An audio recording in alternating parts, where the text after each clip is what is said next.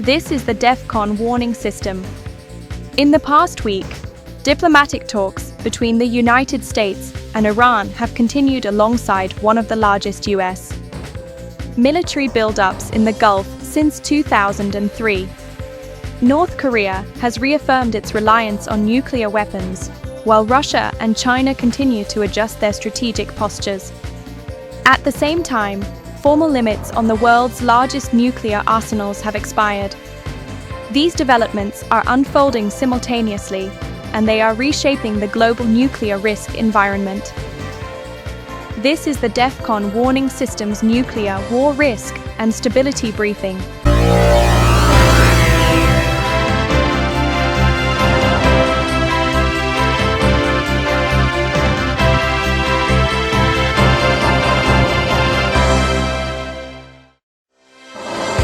This is the DEFCON Warning System. Alert status for the 23rd of February 2026. Condition Blue DEFCON 4. There are currently no imminent nuclear threats at this time. However, there are events occurring in the world theater which require closer monitoring. Talks between the United States and Iran over Tehran's nuclear program have been continuing in informal formats, with the next scheduled round in early March 2026. These follow earlier negotiations held in Oman and Doha under the guidance of mediators, where representatives from both capitals engaged in intense discussions aimed at reducing tensions and refining proposals that Tehran had initially tabled. U.S. and Iranian envoys are scheduled to meet in Geneva on Thursday this week to discuss a detailed Iranian nuclear proposal submitted in response to U.S. demands for clarity on limits to enrichment and related activities. The Trump administration has publicly stated this may represent a final diplomatic opportunity before potential military operations are considered, and U.S. senators have openly urged decisive action. The context for these talks remains extremely volatile. President Donald Trump issued an ultimatum demanding a credible deal within a window of about 10 to 15 days, a warning that really bad things could follow, an explicit deadline that has heightened pressure on both sides. Iran has rejected surrendering to external pressure, stressing its sovereign right to nuclear research, while simultaneously affirming that it will respond decisively to any external aggression. Concurrently, the United States has redeployed substantial military assets to the Middle East. Analysts note the posture includes 2 aircraft carrier strike groups, guided missile destroyers, air refueling tankers, fighter aircraft, and integrated air defense systems, the highest concentration of U.S. air power in the region since the 2003 Iraq invasion. Former Pentagon officials have described the force presence as prepared for a highly kinetic and sustained campaign if politically authorized.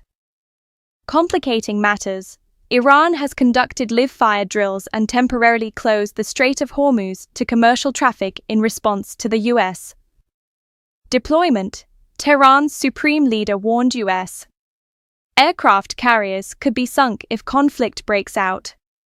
Russia, while a strategic partner of Iran, has publicly urged restraint as tensions rise.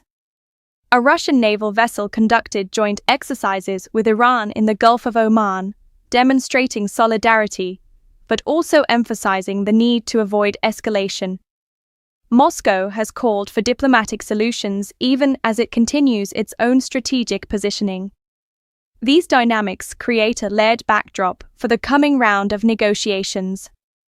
While diplomats seek to anchor a deal that might stave off war, political and military signals from the field are increasing the complexity of reaching an enduring agreement. One of the most consequential developments in the nuclear domain earlier this month was the expiration of the new Strategic Arms Reduction Treaty, New START, between the United States and Russia, which formally lapsed on the 5th of February 2026 after both parties failed to agree on a successor accord. New START had served for over a decade as the primary bilateral instrument limiting the world's 2 largest nuclear arsenals. It capped Soviet-era and U.S. Strategic warheads at 1,550 each, instituted transparency measures through inspections and data exchanges, and established a consultative mechanism to resolve disputes. With its expiration, no legally binding nuclear force limits currently exist between Washington and Moscow, and neither nation has launched formal negotiations on a replacement. Analysts view this as a structural weakening of nuclear stability frameworks, as the operational constraints and communicative backchannels established by New START no longer bind either side. The absence of formalized limits increases strategic uncertainty. Without mandatory transparency and verified warhead counts, worst-case threat assessments may dominate national planning. Some experts have noted that this could inadvertently incentivize expanded stockpiles and deeper investments in delivery systems, imposing new risks in crisis escalation. There is advocacy from civil society and international non-government organizations to halt what they describe as an emerging, unconstrained nuclear arms race, calling on both the United States and Russia to respect previous New START limits and resume negotiations for deeper reduction frameworks. The mid to long-term implications of this shift remain unclear, but the removal of formal caps on the largest nuclear forces in the world is a significant structural change in the architecture of nuclear risk. In East Asia, North Korea's leadership reaffirmed its prioritization of nuclear capability during its annual Congress this week.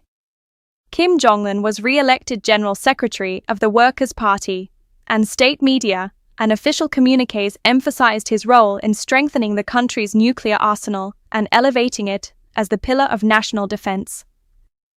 Significantly, the Congress highlighted that the nuclear program is integrated with conventional force planning and will remain central to Pyeongchang's strategic doctrine. Analysts interpret this as a signal both domestically and internationally that denuclearization is not on the negotiating agenda, and that North Korea intends to maintain, if not expand, its nuclear posture. In the days preceding the Congress, Pyongyang unveiled new rocket launcher systems described as capable of nuclear delivery, reinforcing the regime's emphasis on battlefield-capable nuclear strike options. These developments take place against a backdrop of long-stalled diplomatic engagement with Washington. Since talks broke down in 2019, and there has been no substantive revival, North Korea's rhetoric characterizes the United States as its primary adversary, with nuclear forces serving as the guarantor of regime survival. From a strategic risk perspective, the consolidation of nuclear doctrine in Pyongyang and visible military enhancements contribute to persistent regional tension, maintain barriers to negotiation, and sustain the potential for miscalculation in crises. Beyond specific flashpoints, recent news highlights broader global nuclear dynamics. China's nuclear posture is attracting renewed attention. U.S. officials and allied analysts have warned Beijing is undertaking a rapid expansion of its nuclear arsenal, with some assessments suggesting it may seek parity with U.S. strategic forces in the decades ahead. There are also unverified claims of secretive testing of new generations of nuclear systems.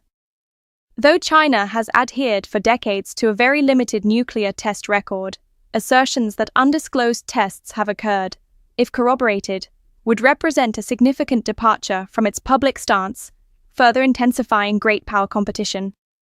This constellation of developments, the end of established arms control treaties, expansion efforts by multiple nuclear states, and technological modernization, suggests the nuclear order is in a period of transition. Confidence-building measures and traditional risk reduction mechanisms are weaker than at any point since the late Cold War. Lastly, economic indicators, such as oil market volatility, reflect geopolitical risk perceptions tied to nuclear tension and broader conflict risk. For instance, oil prices have climbed to 6-month highs in response to Middle East uncertainty, including U.S.-Iran negotiations, sanctions policy, and broader U.S. trade measures that create market uncertainty tied to geopolitical stress. The DEFCON Warning System is a private intelligence organization which has monitored and assessed nuclear threats by national entities since 1984. It is not affiliated with any government agency and does not represent the alert status of any military branch.